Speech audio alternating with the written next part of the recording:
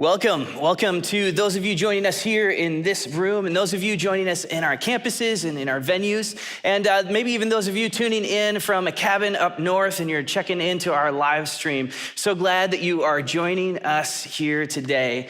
My name is Brad, and I'm the pastor for Union, which is the ministry for young adults and young professionals here at Ada. In fact, I'd love for you to connect with Union, and the easiest way for you to do that is just to jump onto our Facebook page. It's facebook.com/Ada Union. We have all kinds of events and happenings all throughout the summer, and I'd love for you to just jump onto our Facebook page and check out and stay connected with everything that we have going on there.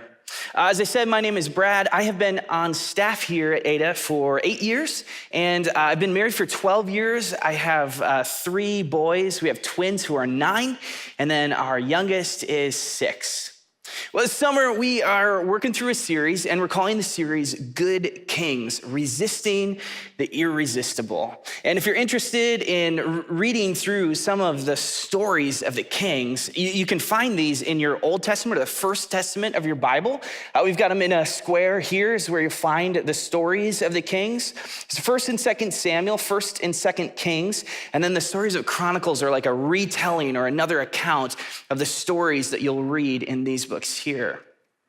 You'll read 43 different kings, 43 different kings. And of those kings, only 9 were considered good kings. Only 9 of those kings did what was right in the eyes of God. All the others did poorly. All the others were bad kings. The difference between a good king and a bad king is that a good king had the ability to resist the magnetic pull to do life just like every other king in every other nation around them. A good king had the ability to resist this magnetic draw to do life on their own. A good king had the ability to resist this pull to do life far from a God who loves them. Before we look at our king for today, I want to start with a question. Here's the question. When was the last time you were singing and dancing? The last time you were singing or dancing? Maybe at a wedding, and you go to the reception, and the reception floor is full of people singing and dancing. You find yourself out on the reception floor with all the other people. Maybe you caught a concert at Van Andel or your favorite band at 20 Monroe Live, or you went to 80s night at the intersection. When was the last time that you were singing and dancing? Maybe a daddy-daughter dance or a mother-son dance. When were you singing and dancing? Now take that memory and follow me into the passage that we're going to start with today. Here's what it says in 1 Samuel chapter 18. It says, as they danced, they sang. And here's the song that they sang.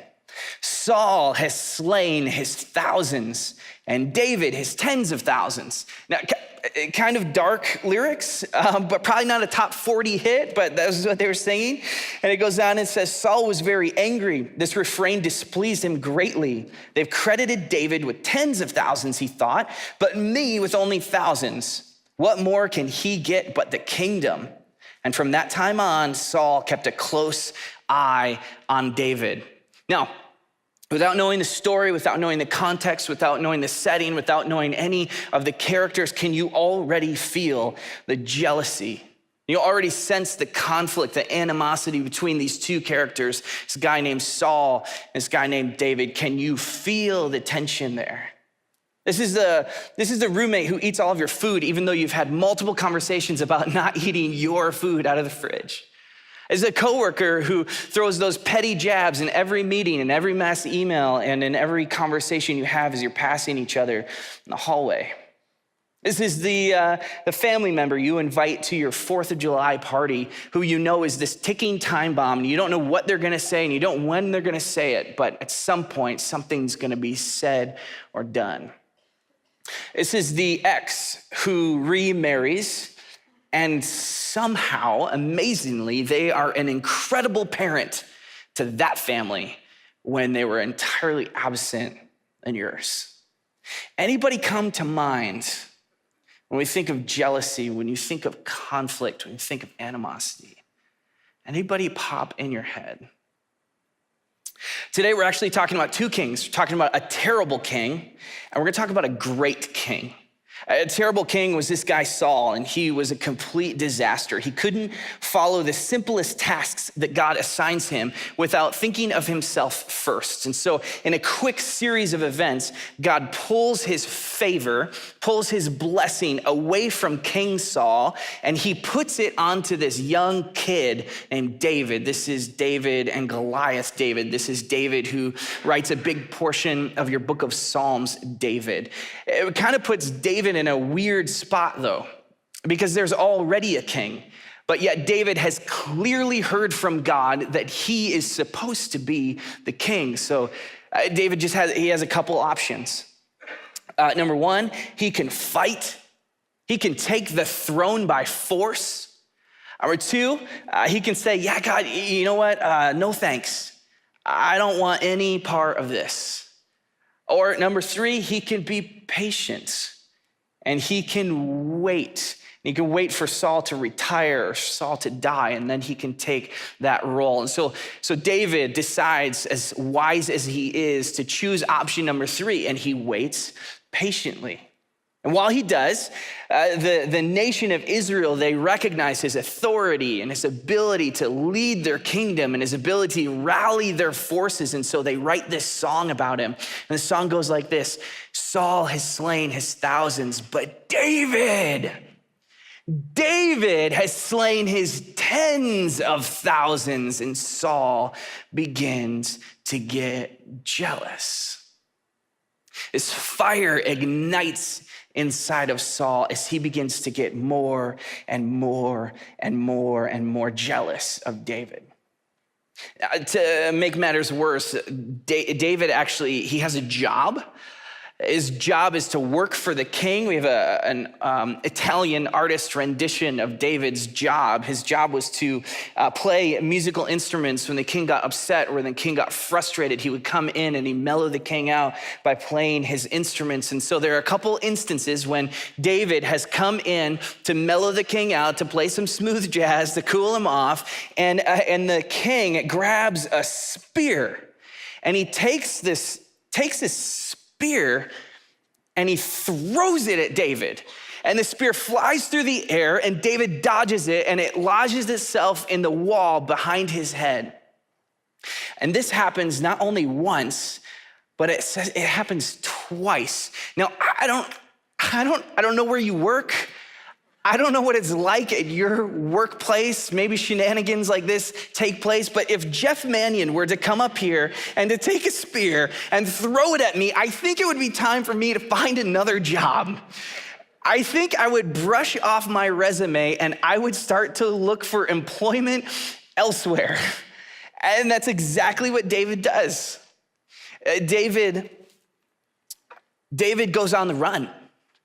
David recognizes that it is no longer safe for him to be there. And so he leaves the kingdom, and there are about 600 men who also rebel against King Saul, and they follow King David, and they leave the kingdom and they're on the run. And Saul rallies his troops and they begin to chase after David. That's where we start our story today. Here's what it says. After Saul returned from pursuing the Philistines, he was told, David is in the desert of En-Gedi. So Saul took 3,000 able young men from all Israel and set out to look for David and his men near the crags of the wild goats. So it says Saul has how many men? 3,000 men. David has 600 men. And it says that they begin to go to a place called the desert of, did you catch that? The desert of, let me catch it. Desert of En-Gedi. Yes, this is, let's just take a look at a map.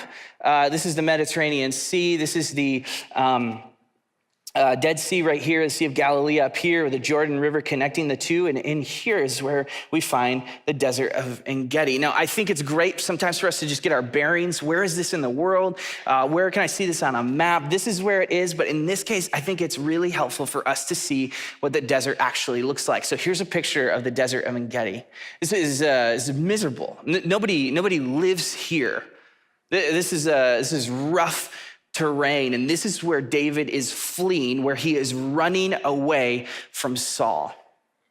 Let's just pause here for a minute, and let's just look at David and his relationship with Saul. It's almost as if Saul is way over here on this peak, and David is way over here on this peak. And if they were to bridge that gap, there would be some bloody knuckles, there'd be some twisted ankles, and one false move, and there might be severely injured or hurt or killed. Let's go back to our question. Is there anybody in your life that you sense there's conflict, just a challenging relationship with somebody in your world, in your life? Is there anybody that if you were to do this, you would put them over here on this mountain peak and you over here on this peak? And if you were to move towards that other person, there would be some deep valleys and some deep wounds that would need to be healed. And if anything, there would take a lot of energy and a lot of work to make this happen. Does anyone pop in your head? Does anyone come to mind? Anyone come to mind? Our story starts here in the desert of En-Gedi physically, but I think it starts here relationally. I think it starts here emotionally as well. As we work through our story, we're going to read that David gives us just these three handholds that will help us navigate the difficult terrain of conflict, the difficult terrain of challenging relationships. The story starts there in the desert of En-Gedi. Desert of En-Gedi is full of all kinds of caves and caverns. In fact, the scholars think that the place the story starts is probably a larger cave, and it's a place where maybe shepherds would take their sheep and they would be guarded against the rain or the sleet or the hail. And then potentially there was a rock fall as you walked into this cave, and if you were to go over the rock fall, it would widen up into a bigger cave or cavern beyond. As scholars think that maybe that is where David is hiding with all of his 600 men. And while they're hiding there on the run from Saul, here's what happens. It says this: Saul came to the sheep pens along the way, and a cave was there. And Saul went in to relieve himself.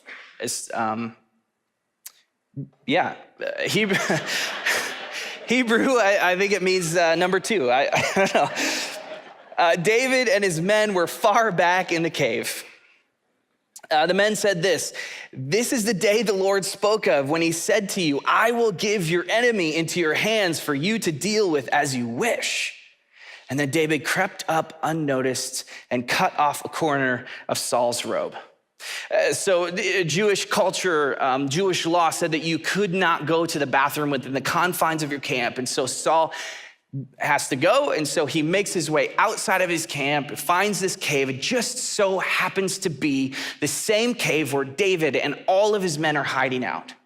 And his men look at Saul and they look at David and they say, David, dude, this is your chance. Like God gift wrapped your enemy and brought him to you. This is your opportunity. You can take him out and you can end this right now. And so David takes his sword silently, quietly. He creeps up to where Saul is busy, where he's occupied, or he's scrolling through Facebook or playing Candy Crush on his phone. And some scholars think that maybe he took off his robe and put it on a rock next to him. Other scholars think that he kept it on. And either way, David is quiet enough, and he takes his sword because he's more manly than I am, and I'm gonna have scissors, and he cuts off a corner of Saul's robe. And then he silently, quietly creeps back to where his men are, and they're appalled. David, what are you doing? You had your chance. Why didn't you take him out? You had every opportunity to do it, and yet you just cut off a piece of his robe. What were you thinking? You could have ended this today. And David takes this opportunity to teach his men the first step in dealing with conflict. Here's what he says. He said to his men, "The Lord forbid that I should do such a thing to my master, the Lord's anointed, or lay my hand on him, for he is the anointed of the Lord." With these words, David sharply rebuked his men and did not allow them to attack Saul. And Saul left the cave and he went on his way. David says, I think God has Saul in my life for a reason.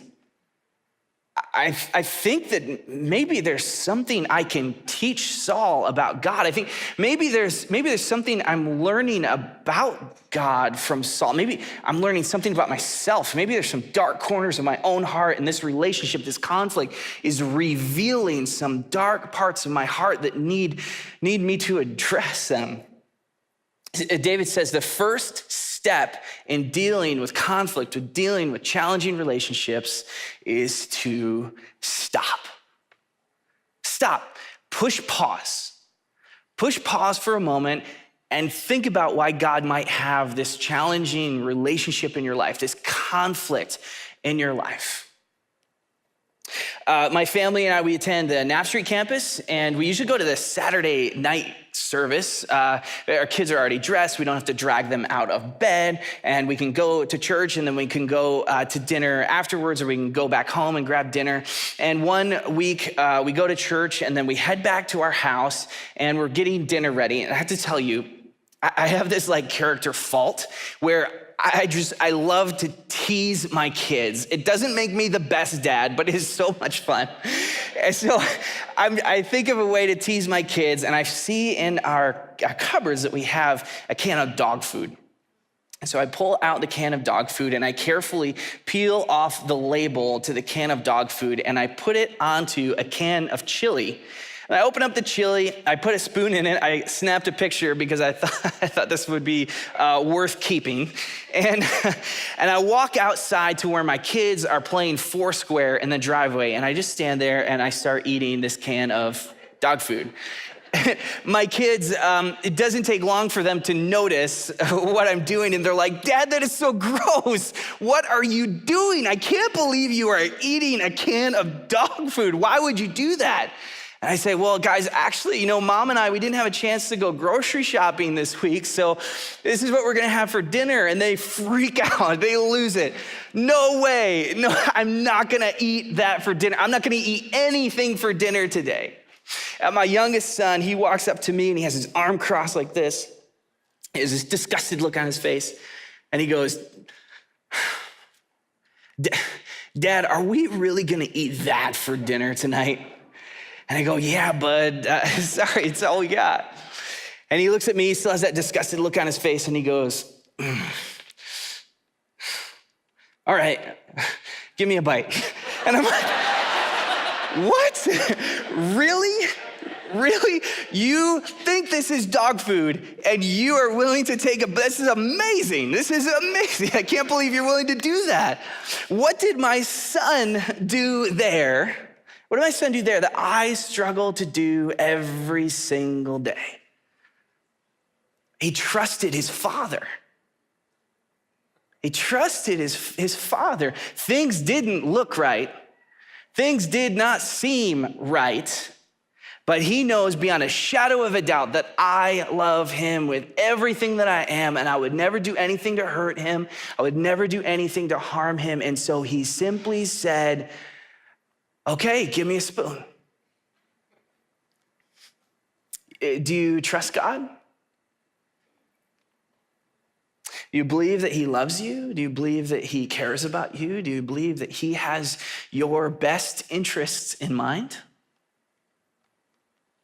Is there a chance that you taking this courageous step forward in trying to figure out how to love a difficult, challenging person in your life is taking a courageous step forward in trusting a God who loves you deeply, who would never want to harm you, who would never want to hurt you? David's first response in dealing with conflict and challenging relationships is to say, "Stop. Let's push pause. Let's think about why God might have this person in our lives.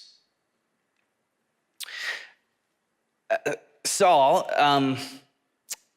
finishes what he's doing. He takes his robe, puts it back on, heads out of the cave, no doubt grabs some hand sanitizer on the way out, and he begins to walk back towards his army and towards his camp. And when he does, David shouts out of the cave and he holds up the piece of the robe that he cut off. Saul turns around, he sees the robe, he looks down at his robe and notices that yes, indeed, a corner of his robe has been cut off. He falls to his knees, weeping, because he realizes that David's sword was within inches of his throat, and yet David spared his life. David did not take his life. Here's Saul's response. He says, "You are more righteous than I," he said. "You have treated me well, but I've treated you badly. You have just now told me about the good you did to me. The Lord delivered me into your hands, but you did not kill me." As Saul heads back to his camp, gathers his army together, and they head back to the kingdom, totally abandoning the pursuit, the chase after David. For a minute. It does not take long for this fire to reignite inside of Saul. In fact, it's one chapter later. Just one chapter later, we read that Saul is once again on the hunt. He's once again chasing after David, and David is on the run. And we read a really similar story in chapter 26. In fact, David is on the run. Saul is pursuing him. It's nighttime. They're camping out, and Saul and his army are camping in a valley, and David takes one of his warriors, a guy by the name of Abishai, and together they quietly creep into the camp where Saul is sleeping. And here's what we read. So David and Abishai, this warrior, they went into the army by night, and there was Saul lying asleep inside the camp with his spear stuck in the ground near his head. Abner and the soldiers were lying around him. Abner is one of Saul's bodyguards, and his soldiers, it was their job at all times to be protecting Saul. And apparently they're sleeping on the job. It says, Abishai said to David, "Today God has delivered your enemy into your hands. Now let me pin him to the ground with one thrust of the spear. I won't strike him twice." That's a dude you don't want to mess around with. He says, "I will strike him once, and that's all I need." Now, there's something deeper going on here that Abishai has picked up on. You remember earlier when I told you about the story where David was playing an instrument for the king, and the king took a spear and tried to throw the spear at him? Here's how that story goes. Let me read this. It says, while David was playing the lyre, you can kind of get a picture of it here. It's a stringed instrument, maybe like a harp or maybe like a guitar or something like that. It says, while David is playing the lyre, as he usually did, Saul had a spear in his hand and he hurled it, saying to himself, "I'll pin David to the wall." But David eluded him twice. How many times did David elude him? Twice. Yes, David eluded him 2 times. Abishai seized the spear. He sees Saul lying on the ground, and memories flood into his brain. That's the same spear that Saul tried to use to kill David, and he did it twice. Well, guess what, David? I want revenge. And I'll take that spear, and by the way, I will thrust it into him, but I'm a much better shot because I won't need to strike twice. I will only take 1 shot, and I will end this right now. Abishai, he wants revenge. Abishai wants revenge. David's first response to dealing with conflict is to stop.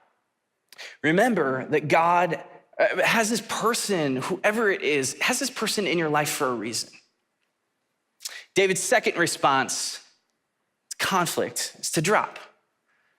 Drop the spear. Drop the weapon. For David, it's dark. It's quiet. No one's awake. No one is ever going to know. No one is ever going to find out. What is the weapon that you use when it's dark and it's quiet? You have this conflict with someone else. No one is ever going to know. No one's going to find out. Is Facebook a weapon that you use? Is that your weapon of choice? It's dark. It's quiet. Maybe you're a professional when it comes to being passive aggressive, and you can just snipe that one comment right in underneath the wire. Or maybe you're a sharpshooter when it comes to slander, talking about someone instead of talking to someone. Or maybe you carry around these grenades of secrets, and when you're safe, and when it's quiet, and when it's dark, and you know no one will find out, you lob one of these grenades and you know it's going to destroy, it's going to devastate someone that you have a conflict with. What's your weapon of choice when it comes to conflict? For David, it's dark, it's quiet, no one's going to find out. And yet he is still a man of integrity and character, even in that moment. I don't know how you read your Bible, but for me, that is like a giant punch in the gut. Would I have dropped the spear? Would I send the email or post the post or share the secret or steal their stuff if I knew that no one would ever find out?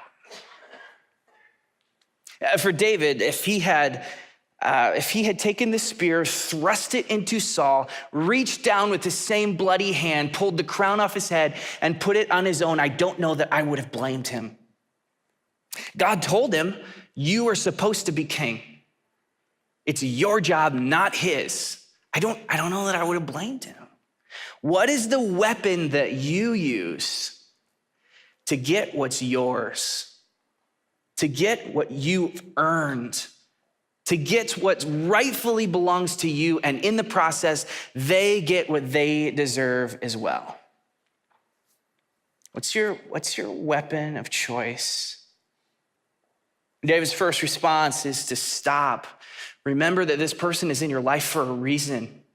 Second response to conflict is to drop your opportunities to seek revenge. David, he takes the spear in the same way that he took the piece of robe. He heads out of camp, and on his way out, he gets a safe distance away, turns around, and he shouts out to Saul in his camp. Saul in his camp, they wake up. Saul wakes up, recognizes that it's David's voice. And David holds up the spear. Saul sees that the spear is gone from where it was by his head, and he knows that once again, David has spared his life. This is how Saul responds here. It says, then Saul said, I have sinned. Come back, David, my son. Because you considered my life precious today, I will not try and harm you again. Surely I have acted like a fool and have been terribly wrong. And then Saul said to David, may you be blessed. David, my son, you will do great things and surely triumph. Now I read that passage and I have a giant question. What happened? What happened? What changed? Saul, on this pursuit, on this hunt for David, he wants David dead, rallies a giant army to hunt down one man. And now all of a sudden he's saying, David, dude, I love you. I'm praying for you. I'm praying God pours out his blessing on your life. When it comes to life, in fact, I think you are gonna rock it out. You're gonna do great things. You will surely triumph. Now all of a sudden, Saul is David's biggest fan. What changed? Here's the answer. Absolutely nothing. Nothing changed. David didn't expect Saul to act or respond any differently, but David kept his eyes locked on the person of God, and he kept moving forward, trusting God every step along the way. And it didn't matter what Saul did over here or how he responded over here or how he behaved over here. David kept his eyes locked on the person of God, trusting over and over and over and over and over again, and hoping and praying that God might be delighted in letting some of that rub off on the people around him. David's first response in dealing with conflict is to stop and remember that God has this person in your life for a reason. His second response is to drop our opportunities to seek revenge. Anybody know what the third response is? Yeah, stop, drop. I know it's super cheesy. I'm sorry. Hopefully this will be memorable. David says, I am going to keep rolling forward no matter what. I will not turn to the left. I will not turn to the right, but I am going to keep my eyes locked on God and take steps forward, trusting over and over and over and over and over again that his way is always the best way. My family, we have the Holmes family rules is what we call it. My kids have a set of rules, and if you were to ask them what the rules are, they would be able to recite them like that. They wake up in the morning, they hear them when I drop them off at school. They hear these rules when they get dropped off at friends' house, so they know them like the back of their hand. Here's what the Holmes family rules are. Number 1, love God. Number 2, love other people. Number 3, respect authority. Number 4, stand up for those who can't stand up for themselves. And number 5, always do your best. My kids would be able to recite these anytime you ask them. And the interesting thing is here, you might notice that these rules don't say anything about the other person. Well, but Dad, that person didn't love me back. Sorry, bud. You have to keep doing the right thing over and over and over and over and over again, regardless of what the other person says, regardless of what the other person does. You can never predict someone else's behavior. You can't predict what anyone else will say, and you can't predict what they're going to do. Our advice to our kids is that you are only responsible for you. Only person you're responsible for is you. You keep your eyes locked forward and you keep doing the same thing over and over and over again, trusting in God, regardless of what other people say, regardless of what other people do. David's first response in dealing with conflict is to stop, pause. Remember, this person is in your life for a reason.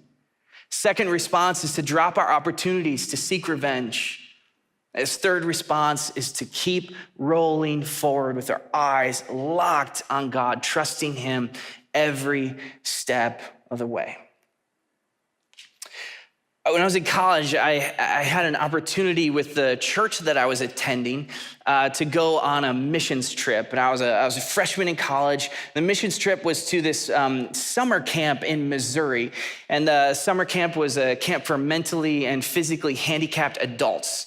And so the way the camp worked, as our team, we were counselors, and we went down to the camp a few days early. We got a little bit of training. And then for the camp, for the week, we were paired up one-on-one with a camper for the entire week. My camper's name was Aaron.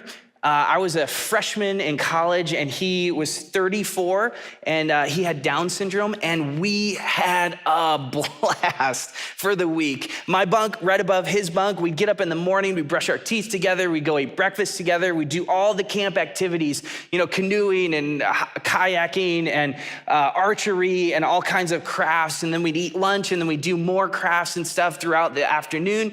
We'd eat dinner together, and then the camp had this whole camp dance party after dinner every single night. It was so much fun.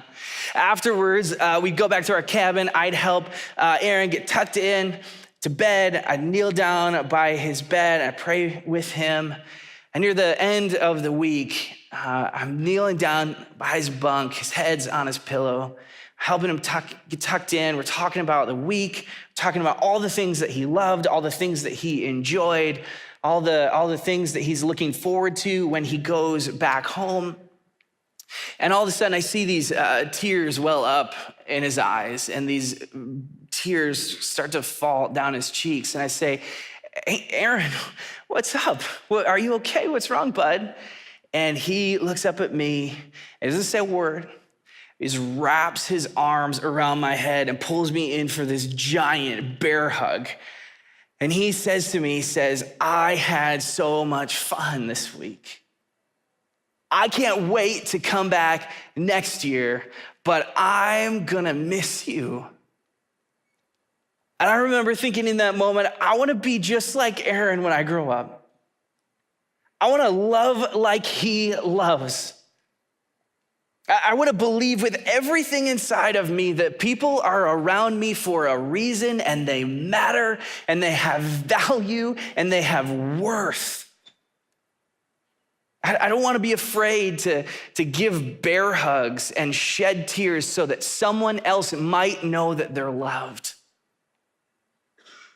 Jesus says, love your enemies and pray for those who persecute you. How many enemies do you think Aaron has? Not one. Not one, because he so naturally loves every single person that he comes in contact with. Jesus says it this way too. He says, love your neighbor. There's a few words. There's a handful of words. Love your neighbor.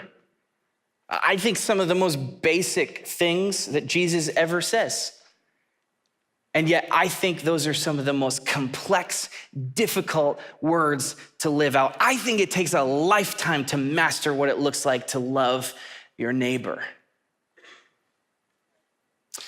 There's just a picture of the desert of En-Gedi, difficult terrain. Nobody lives here. You could sprain an ankle. You could be severely injured if you tried to navigate this terrain. You can't see it here, but in this picture, there's a valley down here, and this is called the En-Gedi Oasis. This is what it looks like. This is one of the most beautiful places on the planet. I think when it comes to conflict, I think we can spend our lives up on the ridge in the desert. Or I think we can figure out how to do the hard work. And maybe the hard work is stopping to recognize that somebody else is in our life for a reason, dropping our opportunities to seek revenge, and keeping our eyes locked on the person of God, rolling forward, trusting him every step along the way. And maybe that's the hard work that it takes to move a relationship that's in conflict from the desert down into the oasis. Will you stand with me here? I'd love to pray for you and those of you on our campus and in our venues as well. Let's pray together. God, we are so thankful that we have you and that we can call on you. God, I pray that when it comes to difficult relationships and conflict, God, I pray that we would learn to trust you and remember that everyone is in our lives for a reason. God, I pray that you would give us the courage to drop our opportunities to seek revenge, and we would, no matter what, keep our eyes locked on you. God, I pray that we could trust you with every single person that we come in contact with. And we pray this in the name of your son, Jesus. Amen. Hey, thanks so much for coming, and we'll see you here again next week.